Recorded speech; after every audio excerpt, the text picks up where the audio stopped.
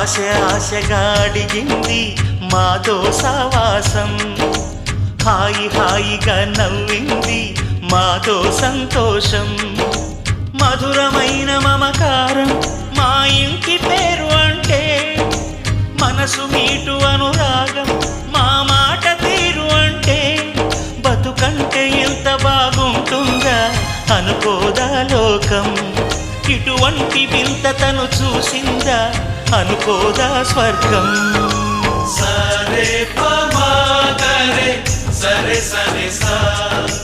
ఆశ ఆశగా అడిగింది మాతో సావాసం, హాయి హాయిగా నవ్వింది మాతో సంతోషం.